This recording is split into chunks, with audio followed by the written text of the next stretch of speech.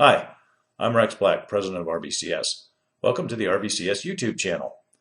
Hey, I hope you enjoy all these free resources that are available here. And do us one favor.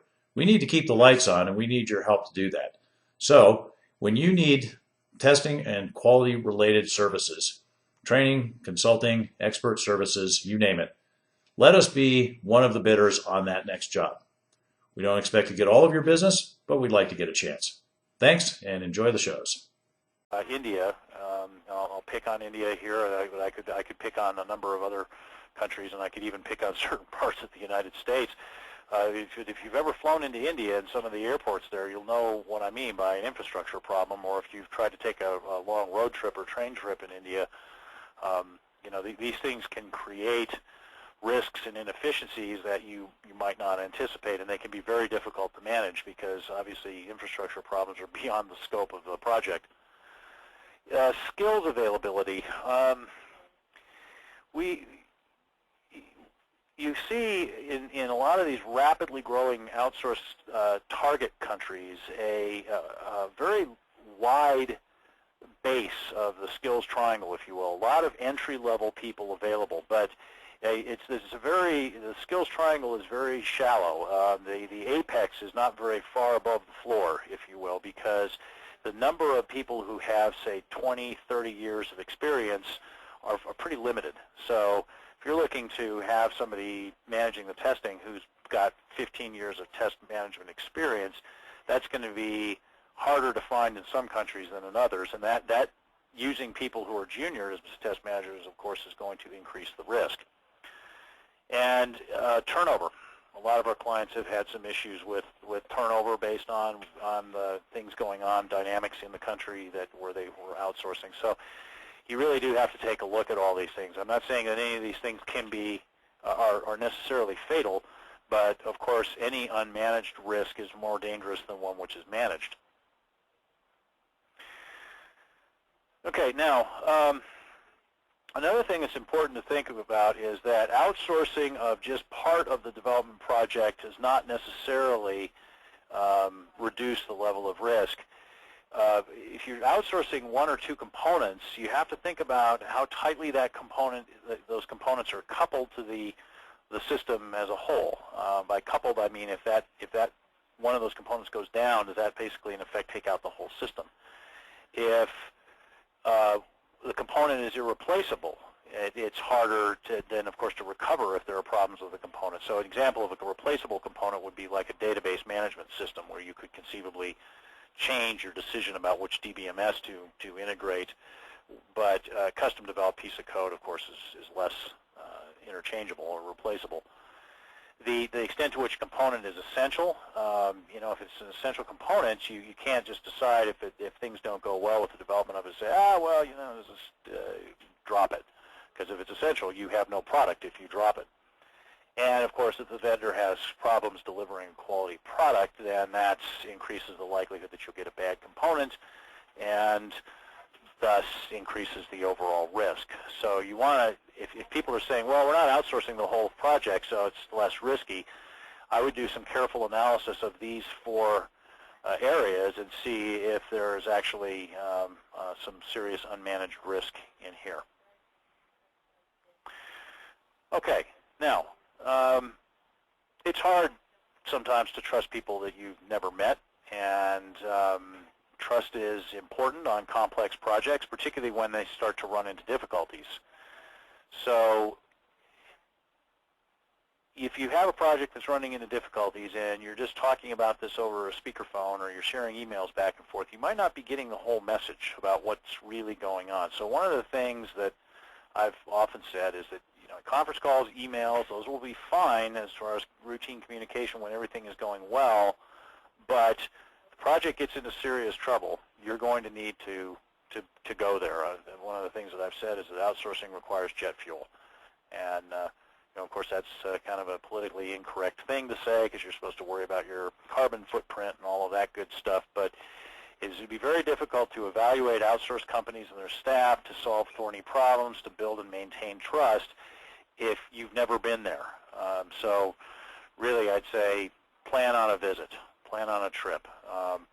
we had one of our clients that decided to outsource their testing once to an organization. They'd never been there, never seen the facility, and when the project ran into trouble, they finally did decide to go there, and the facility turned out to be a garage in one of those rental space companies, one of the rental spaces that they'd converted into their test lab, and they were starting to have some problems because it got hot and the heat was affecting the equipment. Obviously, the client would not have chosen that company if they had known what they were getting themselves into. So, you know, early trips to build trust and relationship are good. Okay, cultures. Cultures differ, and the cultures, you know, here I'm not just talking about cultural issues related to country, but I'm also talking about cultural issues related to companies. Different companies have different cultures, and they can be very, very important in the company, in the way they do business, and how well they mesh with other companies. We've certainly seen issues with some of our clients, particularly clients that did acquisitions, where they found that they had some real problems with meshing corporate cultures. The personality of the various team members can be issue, leadership skills, technical and moral leaders of the various organizations. I remember one of my client contacts making this comment about, we'd sat down and talked to this development manager of this development outsourcing company, and we were walking out of the room, and I said, man, every time I have a meeting with that guy, I feel like I need to take a shower afterwards. You know, this indicates a real problem with the cultures, because his feeling was that the guy was kind of a sleazy businessman and he didn't like working with him. And you can imagine that that created difficulties in their relationship and their ability to successfully execute projects together. Now, I'm not advising you to try to fix these cultural disconnects, but I think you need to try to adapt to them and certainly recognize them when they exist. Okay, now having done your prep work and gotten yourself together, you know, it's important to maintain focus as you go through the project. You want to make sure that the stuff is getting built, it's getting tested, the results are being gathered, useful information is being shunted around, people are getting the right information at the right time to make smart decisions about testing and quality. You want to make sure that the communication channels are open, and there's got clear communication going on between people, that course correction is happening in a timely fashion, again, without imposing too many overheads, but without missing things for too long, that you have your radar up for any sort of unforeseen problems. Like I said, you know, there are a lot of ways this can go wrong, and if you think of half of them, you've done really well. And of course, to the extent that you need to manage change, you know, make sure that there's a process for that. Don't pretend that there isn't going to be any change.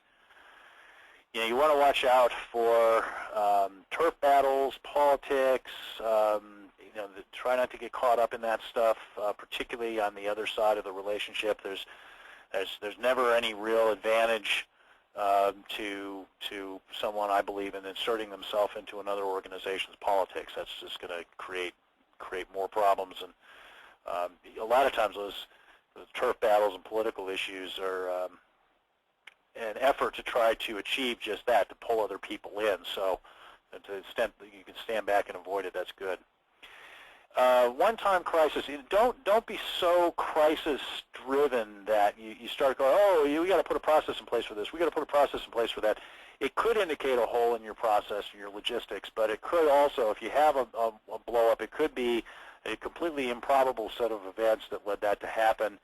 And don't go too far with that. I mean, I remember one of our clients got really upset when the vendor, one of their testing vendors, sent them back some computers improperly packaged, and they got damaged. And they were saying, oh, you know, these people are completely incompetent and so forth. I said, wait, you know, it seems like quite a stretch to say that because somebody in a shipping capacity made a mistake in packaging up computers, that everybody within that organization is incompetent. You know, it was a potential distraction, but the important thing was to get focused back on, are the results good and are they meaningful? And again, minor differences in definitions and approaches, to keep that 80-20 rule in mind that I mentioned before. Okay, so hopefully this has given you some ideas on peeling the onion, the outsourcing onion. I think outsourcing, as I said before, is something that's here to stay. And so if you think about how can I get through these various challenges, how can I put things in place that are going to work effectively for me, that's that's the right attitude I think to have. Now, be realistic in your thinking about outsourcing. It might be cheaper than doing projects in-house. Might be. Well, not necessarily will be. Might be if it's managed properly. But it will be harder. It will be more complex, and it will be more risky. So you do have to think about these elements of risk. And because testing is a form of risk management, it's I think a good idea to think about in your work. You're a tester on an outsourced project to how to use the testing effectively to manage some of the risks that will arise, both the project risks and the product risks, quality risks. Okay, so here is some information on how to contact us. I'll leave that up here while we go through the Q&A session here in a minute. We've reached the end of the presentation, so I'm happy now to take questions for the next, what we got here, up to 25 minutes or so. And you'll notice that there is on your screen a facility for asking questions, and I will go through those here. Let me get this a little bigger. Let's see.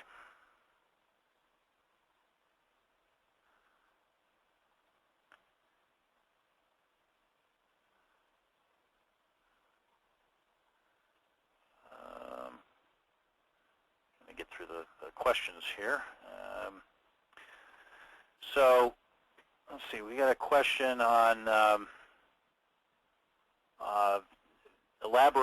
please elaborate more on V model versus Agile and how that affects the testing and outsourced project. Again, as I mentioned, the people who are defining how Agile is supposed to work are still grappling with this themselves. We're starting to see some people talking about this, but I think there are a number of challenges there because of the Agile emphasis on things like face-to-face communication and reducing the amount of documentation and continuous integration and so forth. The frequency of the touch points and the course correction that I mentioned before is something that is going to become a pretty big issue.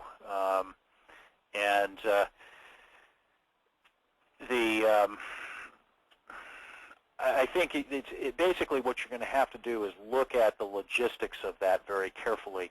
And it's particularly time zone issues. If somebody's going to say, oh, well, we'll just have the outsourcers participate in our Scrum meeting, or, if we have a daily Scrum, well, ask yourself, what time of the day are you going to have that? We have one client that they have a weekly test team meeting, virtual test team meeting. Because of where the outsourced test team is located, they do this at 7 o'clock in the morning. And that's a real hassle for a lot of people who are not exactly morning people. And so there's a certain amount of dissatisfaction within this organization about the outsourcing of the testing, in part just because of the inconvenience that this poses on them once a week.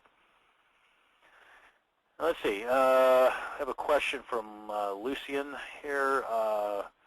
You did not mention the scenario where development is outsourced and system testing is in-house. Do you see some pros and cons there? That's a good question. Certainly, if you think back on the V model that I showed earlier, you could replace the outsourced development outsourced test arms, if you will, or pieces, activities with the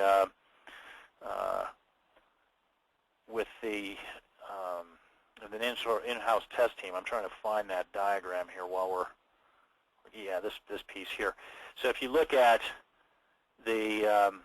what I indicated as being done by an outsourced test organization, you could also replace that with an in-house system test team, right?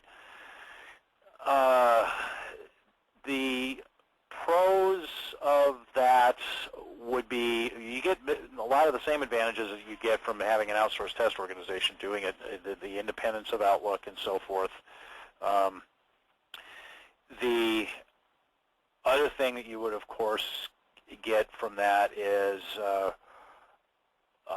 reduction in some of the logistics of organizing that integration and or system testing that's done, because it would be done in-house, so the logistics there would be simpler. But of course, you still have to have a communication facility between the in-house team and the outsourced development organization. So, and that's not to completely go away.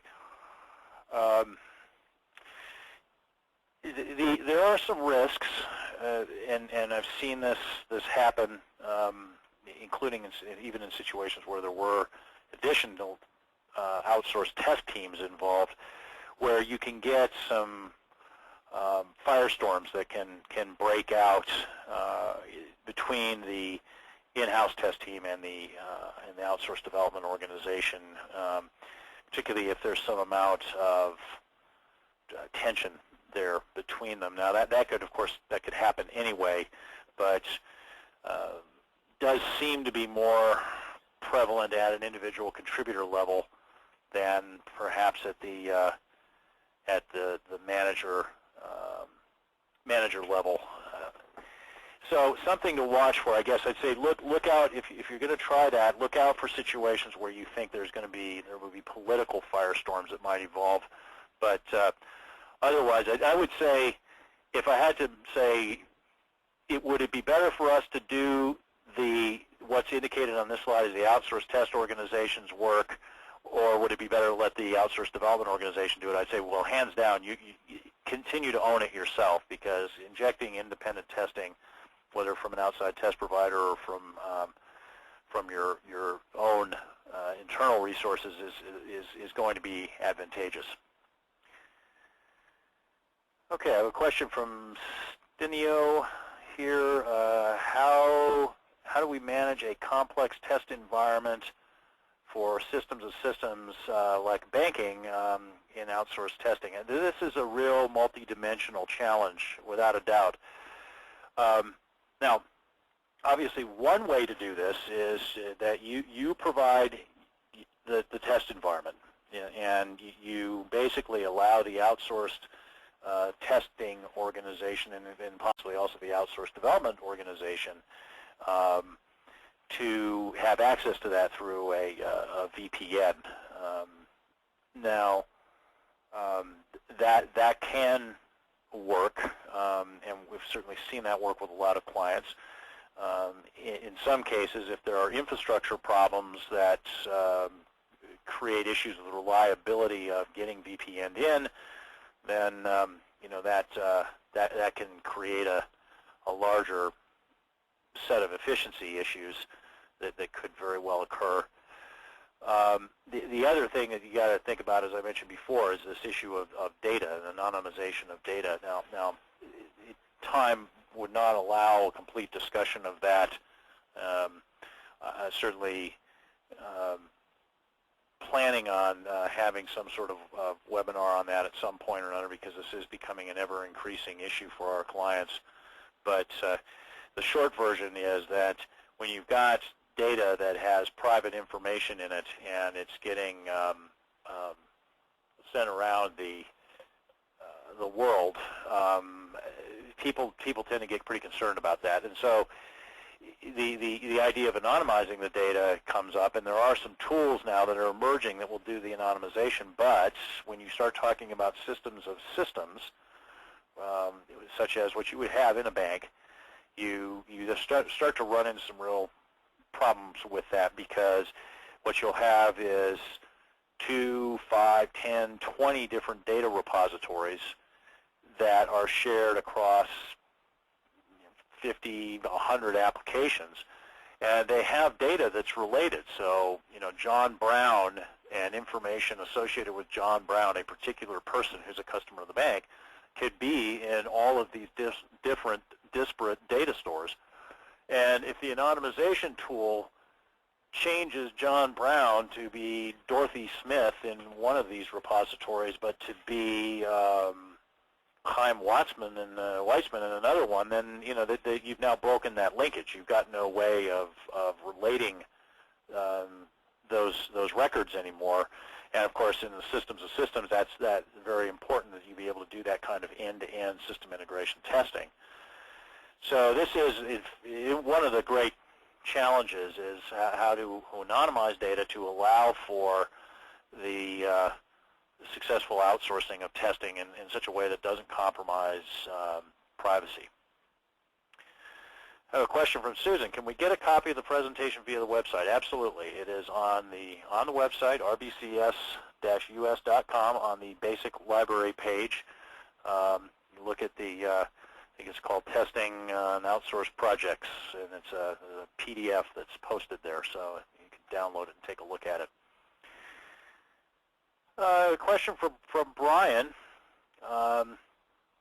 Is the use of a webcam an acceptable substitute for meeting the testing organization in person? Well, let's try backing this up. I mean, if you were looking at a telepresence system, these fancy telepresence systems, remember that would be installed in a single room. All right, so you'd see what was in the room, and anything that's not in the room you don't see. So the same would be more or less true of a webcam, right? I mean, the webcam is going to be mounted. Now, you could say, well, you could have people give us a virtual tour, a camcorder or webcam moving around throughout their facility, and maybe you could make that work. But you're only going to see what you see there, and it's not. It's like looking out of a porthole on a boat. You don't see the whole ocean. It's not the same view as you would get if you were standing on the deck of the boat. And that there's some potential for, I don't know, lack of complete transparency might be the phrase that you could use. So I really would strongly encourage you, if there's any way you can do it, to get there and visit the facility. I understand it costs a lot of money, and there's a lot of time involved in doing this. It doesn't necessarily have to be done frequently, but I would strongly encourage you to do it. And as I mentioned, I have seen a lot of situations where projects got into some fairly serious trouble because there wasn't that face-to-face trust building and so forth. And I've also seen situations where projects that did get in trouble, we thrashed around for weeks trying to solve it via email and phone calls and so forth. And then I just finally said, oh, well, I'm going. I'm getting on a jet. I'm going. And within days of me arriving, the problems were fixed. So you have to look at, well, what's the cost of potential project failure? So I think that needs to be kept in mind. Now, sometimes the only way their organizations will learn the importance of this is if they have a problem and they realize that we could have solved it if we'd been there in person. So it can be a tough nut to crack. I've got a question from Blessing. Can you elaborate on testing in-house on the slide carving out the work? Are you recommending to outsource that testing or outsourcing system testing? So to go back to that slide, that's slide number 5, I think, or slide number 8.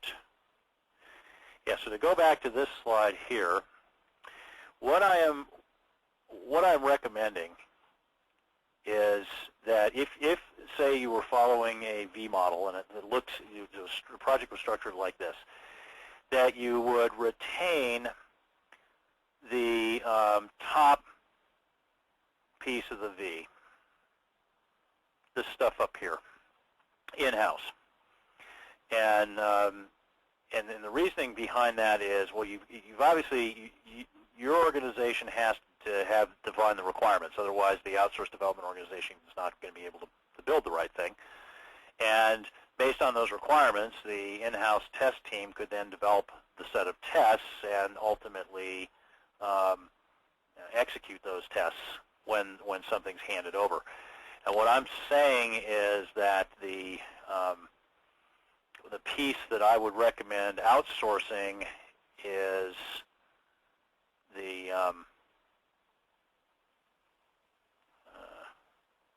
try to get this pen here. There we go. Is this piece here? I'm saying this piece should ideally be done by an outsource test team.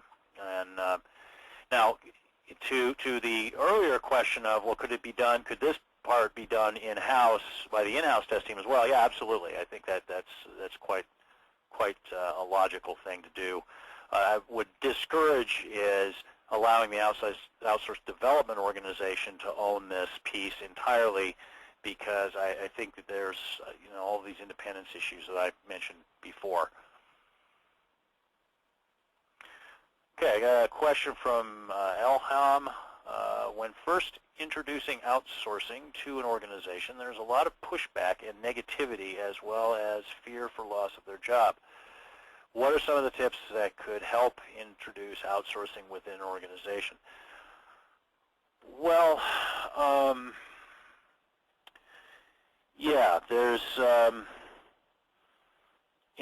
fear is a very powerful thing, and this is a really good question. And anytime there's change, there is going to be some amount of fear. And certainly in an environment, an economic environment like the one we're in today, that fear is amplified by the reality that if one were to lose one's job, it would be very difficult to get one back that potentially paid as well. Now, that's not universally true everywhere. Some of our clients are telling us that even in this economy, they have difficulty finding skilled people. But you have to be lucky enough to be in some of those towns where that's still the case. And for the most part, it's a scary thing to lose your job.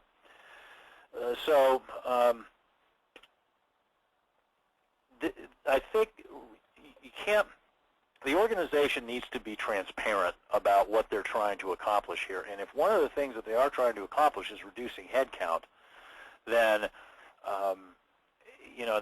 there's going to need to be some very careful management of how this is done. And this is, certainly, you're now getting into this organizational psychology thing, and I'm not an organizational psychologist by any means, but I've seen the ramifications of this not being managed well, the psychological dynamics not being managed well, and they are, as you point out, Lhomme, severe.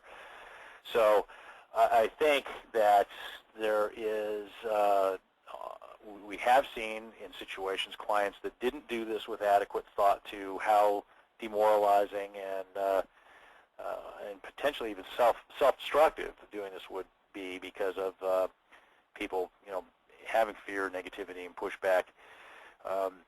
It's probably, like a lot of things, a good idea if you're going to introduce outsourcing and the organization hasn't done it at all, to actually look at doing it in a staged kind of way and sort of ease yourself into it.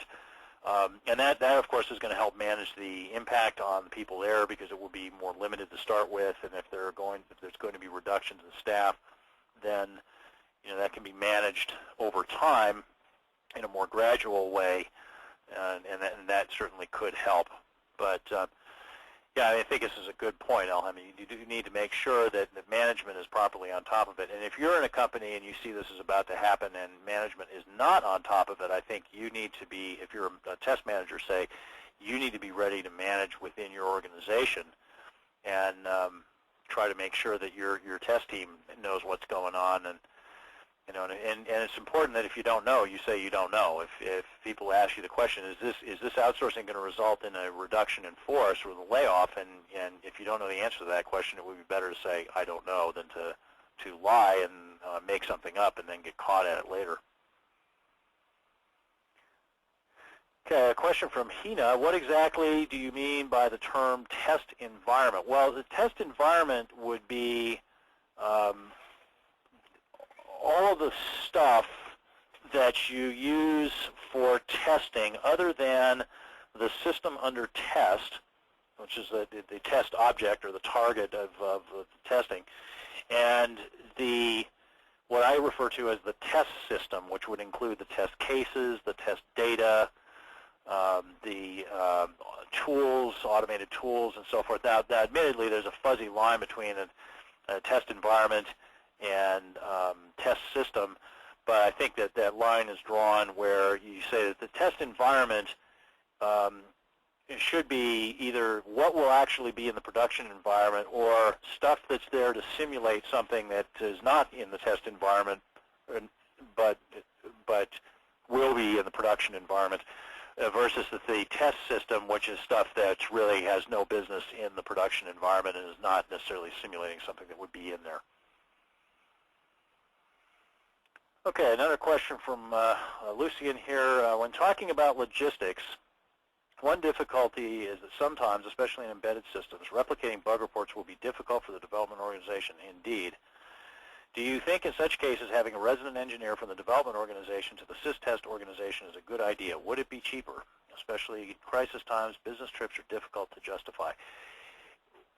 The way I've seen this managed effectively in the past is you actually pick an outsourced test provider that is in the same town, within driving distance, basically, of the outsourced development organization. And this should not be terribly hard to do, because I think, in most places where you would find, a lot of high-tech development centers, you could also find somebody who would, a testing service provider who could be trusted. And you have the test environment available, the outsourced testing service provider.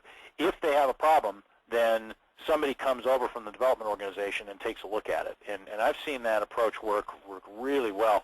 And it helps solve one of the problems that can happen if, referring back to this slide here that's up on the screen, if the what's shown as outsourced testing organization here is done in-house, if that's a long way away, as you rightly point out, that can be really troublesome in terms of trying to replicate these bugs.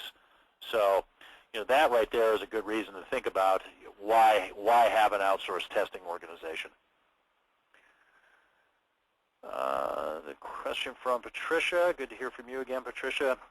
From your experience, what are the most important characteristics that a good test partner must have?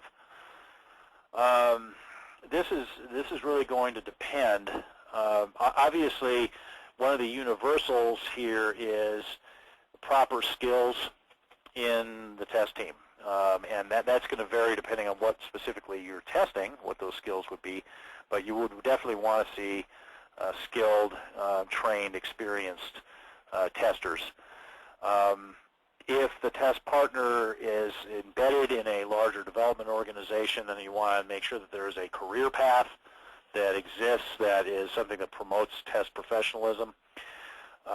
You want to make sure that it's going to be possible to get a good environment, good test environment for them, either whether through VPN, in which case there's infrastructure question there of, is it reliable internet connectivity at high speed, or can we get the hardware to them? And this is another route that you can go, but it can be expensive.